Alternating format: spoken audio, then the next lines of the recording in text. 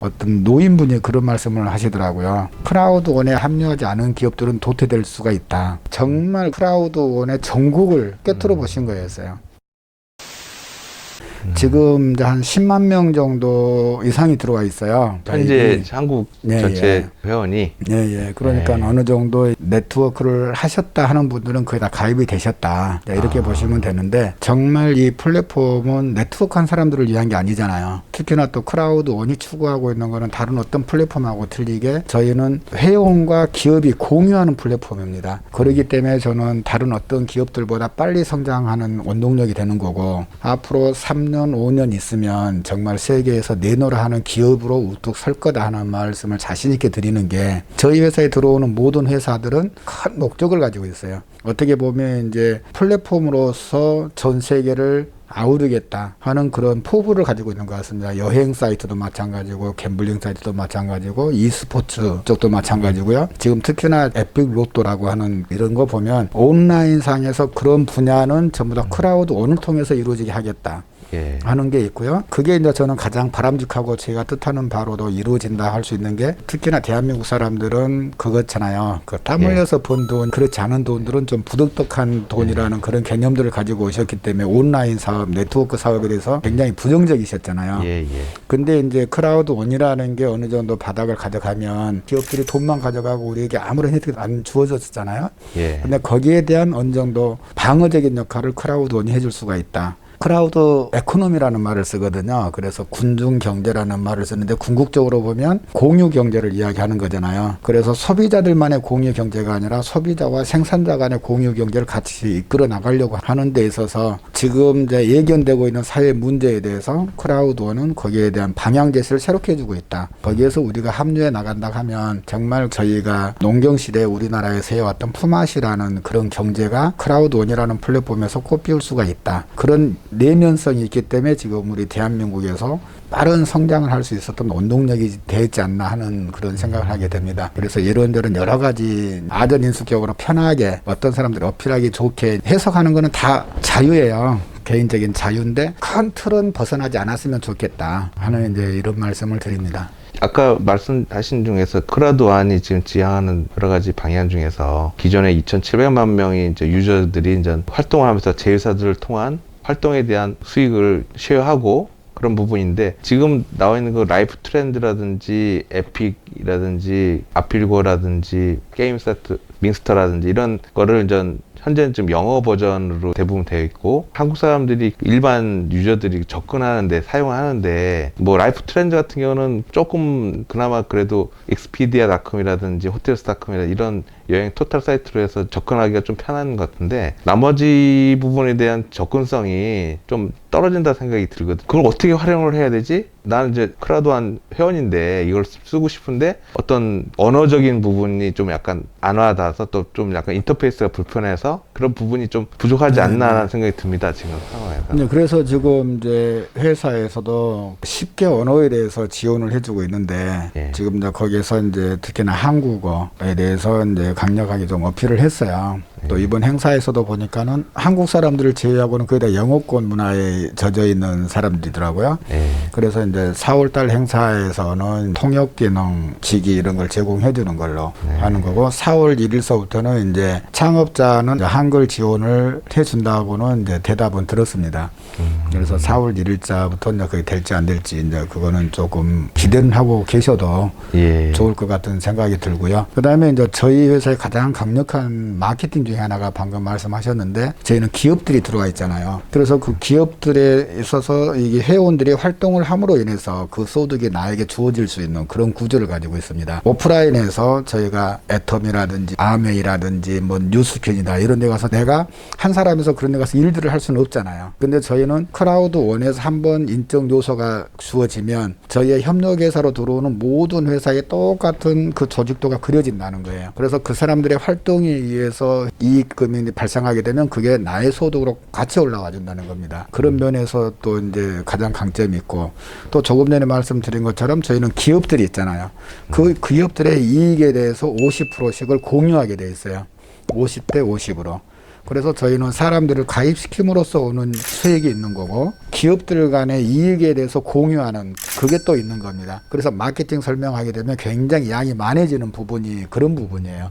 이런저런 면에서 크라우드원이 쉽게 일편적으로 이게 뭐다 하고 말하기가 굉장히 어렵다는 거예요. 어떤 상품을 파는 게 아니고 사람들의 인적 네트워크를 이제 구성하는 거잖아요. 플랫폼 기업이다 보니까 그 구성하는 데 있어서 이런저런 요건들이 굉장히 복잡하게 얽혀 있다 하는 거고, 특히나 이제 4월에 나오는 플랜에서는 패키지를 구매하는 사람도 있을 수가 있고 패키지를 구매하지 않은 사람도 있을 수가 있고, 그 다음에 또 나는 크라우드원은 싫다, 방금 말씀하신 것처럼 여행 사이트를 이용한다든지 아니면 게임 사이트를 이용한다든지 로또 사이트를 이용한다든지 그런 거 할 수가 있잖아요. 그렇게 하는 것도 가능하게끔 4월 플랜에서부터는 시작이 됩니다. 그래서 굉장히 다양하게 저희 크라우드원이라고 하는 사이트뿐만 아니라 협력회사들을 또 자기가 하고 싶은 건 할 수 있는 그런 게 열린다, 이렇게 보시면 되겠습니다. 그 보통 이렇게 제휴하고 있는 그 회사들이 현재 계속 늘어나고 있는 추세인데, 그런 부분은 본사에서 아까 말한 수익 배분 구조라 이런 게 또 맞고, 지금 소비자들이 누구나도 알 수 있는 그 글로벌 기업은 아직까지는 들어오지 않은 상태 같은데, 아마존 들어온다는 얘기도 있고 여러 가지 뭐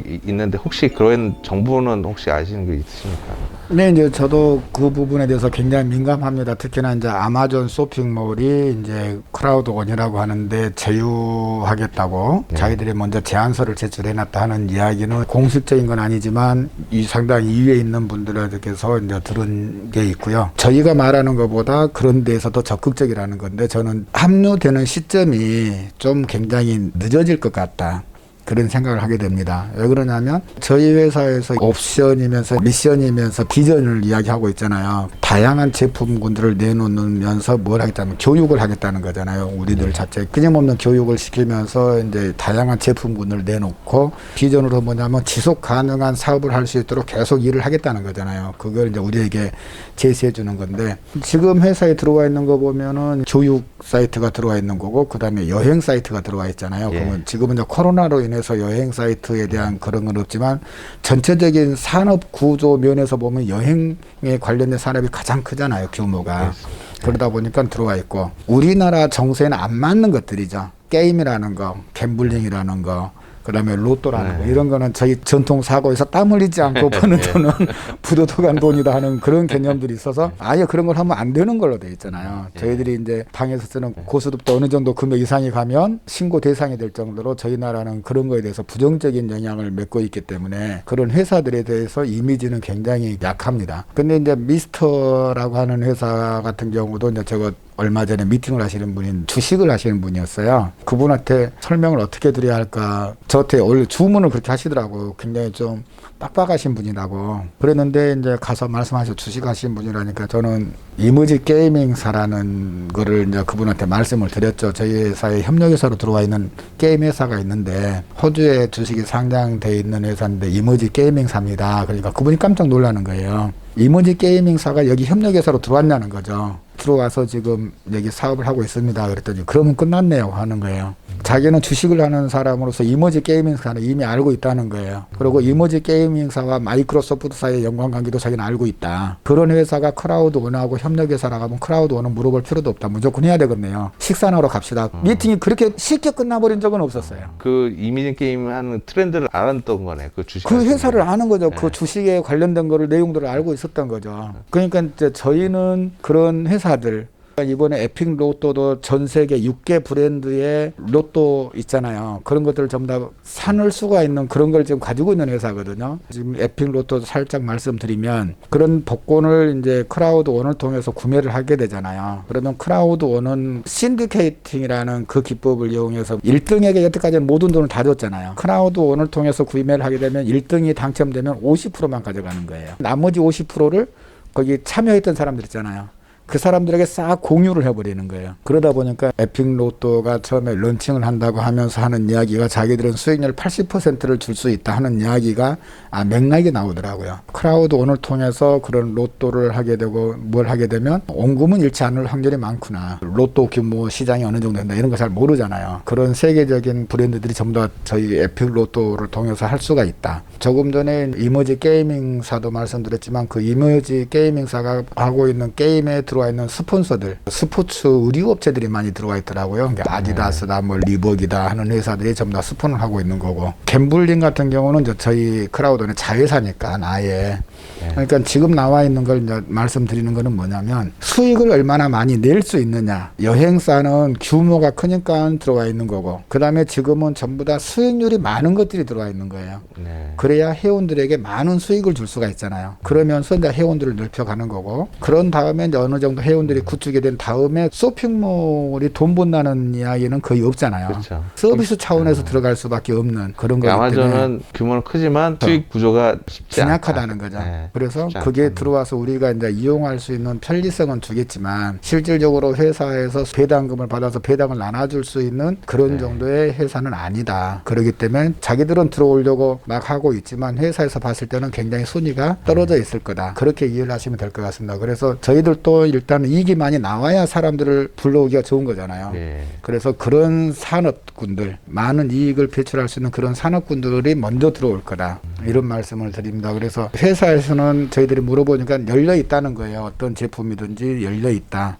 대한민국의 회사들이 크라우드 원하고 빨리 접목이 될 수 있는 그런 길이 열렸으면 좋겠다 하는 말씀을 드리는 게 일산에서 사업 설명하는데 어떤 노인분이 그런 말씀을 하시더라고요. 크라우드 원에 합류하는 기업들은 좀 괜찮을 것 같은데 합류하지 않은 기업들은 도태될 수가 있다. 그런 말씀하는데 전 초기라 이제 크라우드 원을 굉장히 좋게 말씀하시네 정도로 생각이 나. 지금 보니까는 정말 크라우드원의 전국을 깨트려 보신 거였어요. 그런 말 이야기가 어떤 거냐면 조금 전에 제가 말씀드렸다시피 플랫폼 쪽으로 모든 자본이 다 흘러가는 거고 어떤 기업들도 플랫폼 기업들로부터 자유로울 수는 없다. 특히나 제조업 기업들을요. 그런데 크라우드원은 그런 거를 바탕을 조금은 흔들 수 있다는 거예요. 모든 페이스북이나 이런 데 모든 유저들은 어떻게 돼요? 갈수록 주머니가 비어지잖아요. 그렇죠. 그래서 네. 광고 수익을 금년에 얼마 냈는데 내년에도 광고주들이 그만큼의 광고 비용을 그다 지불할 수 있다는 그 보장이 없잖아요. 없습니다. 네. 네, 모든 플랫폼들은 전부 다 간접 광고 비용을 받고 있어요. 근데 저희는 직접 광고잖아요. 저희는 지금 프로모션이다 하니까는 뭔 프로모션 이렇게 많이 해요. 그렇지만 실질적으로는 협력회사들이 광고비를 지출하고 있는 거예요. 저희들에게 지금 이달 말까지 3배의 광고비를 내가 받을 수가 있는 거잖아요. 제가 15만 원 주고 가입을 했으면 회사는 30만 원을 보태서 저에게 45만 원짜리 팩을 주고 있잖아요. 그게 크라우드원이 주고 있는 게 아니라 협력회사들이 저희에게 지금 광고비를 쓰고 있다. 뭘 하기 위해서?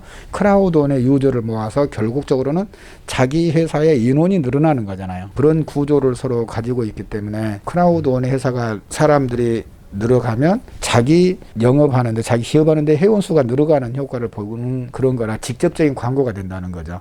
그리고 그런 직접적인 광고 혜택을 유저들인 우리들이 보고 있잖아요. 그 사람들의 이익금에 대해서 공유를 하니까. 그러니까 우리들은 뭐가 되는 거예요? 여기서 열심히 활동하면 할수록 어제 같은 오늘이 있는 게 아니라 오늘보다 내일이 조금 더 지갑이 채워질 수 있는 그런 유저들로 만들어진다는 거죠. 그래서 구매력을 가지는 유저들이 만약에 20억 명이 됐을 때 10%만 된다 하더라도 2억 명이잖아요. 그 2억 명이 여기 와 있는 데서 소비 활동을 이루어진다 했을 때 여기에 붙어 있는 기업들은 정말 상생할 수 있고 서로가 협력할 수 있는 그런 구조를 가져가기 때문에 다른 어떤 기업하고 합쳐지는 것보다도 지금 크라우드원하고 협력 관계를 모색하는 게 대한민국에 있는 그 기업들도 굉장히 효과적인 마케팅이 이루어질 것 같은 그런 생각이 듭니다. 지금까지는 워낙 그 강력한 마케팅 비용들을 쓰는 회사들이 들어왔기 때문에 이제 어떤 게 될지 모르겠지만 그래도 시도는 해보는 게 답일 것 같다. 그런 생각을 하게 됩니다. 4월 1일자로 개편하는 부분이 이제는 기존에는 그냥 프리 런칭이고 본격적인 도약은 4월 1일부터 해서 회사의 시발점이라고 얘기를 하고 관련된 모든 게 이제 혁신적으로 바뀔 거다. 그리고 네. 그래서 시완 리워드도 없어질 거다. 그래서 그거에 대한 부분 리워드 대신에 오히려 그 BP나 이런 보너스 형태를 더 줄 거다라고 이런 부분 자체 지침 자체가 저희는 지금 카톡이나 이런 걸 보고 이렇게 공지를 받고 그러거든요. 앞으로는 그런 게 아니라 어떤 정식 채널이라든 뭐 이런 게 있어서 누구라도 이렇게 쉽게 혼돈되지 않고 정확한 정보 전달이 공식적인 어떤 채널을 하나 만드실 계획은 없으신지. 요즘에는 이제 줌 강의를 통해서 많이 되는데 대한민국의 인원이 이제 확충이 되다 보니까 줌으로서는 약해서 그걸 지금 준비하고 있는 거고요. 그게 이제 3월 22일부터 밤 9시에 웨비나를 통해서 드릴 수가 있습니다. 그래서 그거는 각 리더 방에 공표가 돼 있으니까 거기에서 이제 각 톡방이나 이런 데 전부 다 이게 날라지기가 될 거예요. 그래서 이제 그거를 통해서 들으시면 가장 보편적인 설명을 들으실 수가 있다. 이제 이런 말씀을 드리고 4월 3일부터 4월 10일까지 두바이에서 아마 신플랜에 대한 교육들을 하시는 것 같아요. 우리나라에서도 지금 30명 정도가 가는 걸로 회사하고 합의를 봐놓은 거가 있기 때문에 4월 7일서부터 4월 10일 그 사이에 좀 그때 행사에 좀 참여를 좀 관심 있는 분들은 하셨으면 좋겠다 하는 말씀을 드립니다. 근데 어떻든 플랫폼 회사고 온라인 회사인데 저희 회사만큼 오프라인이 지탱을 해주고 있는 회사는 없다. 이런 말씀을 드릴 수가 있습니다. 그래서 언제 문 닫을지 언제 무너질지 모르는 그 기간 동안이 3월 31일까지 기간이었다. 이렇게 보시면 되고요. 4월 1일서부터는 명실상부하게 전 세계 합법적인 회사로서 어떠한 고난이 오더라도 무너지지 않을 위치에 서는 회사가 된다. 이런 자신감을 가지고 일을 하시면 되겠다 하는 말씀을 드립니다. 그래서 지금은 좀 다양한 의견들이 나오는 것도 좋지만 회사의 방향에 대해서만큼은 일관성 있는 게 필요하겠다. 그거로서 이제 매일 밤 9시에 웨비나를 통해서 여러분들에게 말씀드릴 창구가 마련되고 있다. 이렇게 말씀을 드립니다. 매일매일 이렇게 있는 건가요? 아니면 네, 매일 있습니다. 일요일만 빼고 있습니다. 지사가 좀 필리핀에 지사가 있다고 하셨는데 네네. 한국도 어떤 지사를 좀 할 만한 날이 올 건지 좀 그런 게 네, 부분이 그러니까 있을까요? 이제 저희가 짧은 시간이었잖아요. 그러니까 이제 저희가 10만 명이지만 그 규모에서 대한민국이 굉장히 크잖아요. 이제 그 프로모션을 잘 이용하다 보니까 필리핀 프레지던트 투스타 그분 산하를 물어보니까 몇 명이라고 보니까 100만 명이 넘는다는 거예요. 그 회원 수가 숫자가. 거의 10배네요. 지금. 그렇죠. 18개월이라는 기간 동안에 쭉 해왔으니까 18개월 동안에 100만 명이라도 어마어마한 거예요. 하루에 한 2,000명 정도씩이 가입을 해야 그 100만 명이라는 인원이 나오는 숫자거든요. 우리는 이제 금액에 대한 패키지 구매에 대한 그 규모는 있지만 실질적으로 인원에 의한 저변 확대는 아직까지는 회사에서 봤을 때 좀 미미하다고 본다. 계정 수가 있잖아요. 계정 수에 있어서는 아직까지는 좀 미미하다. 그런데 이제 워낙 지금 떠오르는 시장이 한국하고 일본이거든요. 그래서 이번에 두바이 지사를 개설함에 있어서도 가장 큰 비중은 아시아 쪽을 비중을 두기 때문에 지금 그런 현상이 생기는 거거든요. 한국의 지사 설립문 긍정적으로 검토하겠다 하고 이야기를 하셨으니까 아마 시간이 지나면 그것도 자연스럽게 오지 않을까 하는 생각을 하게 됩니다.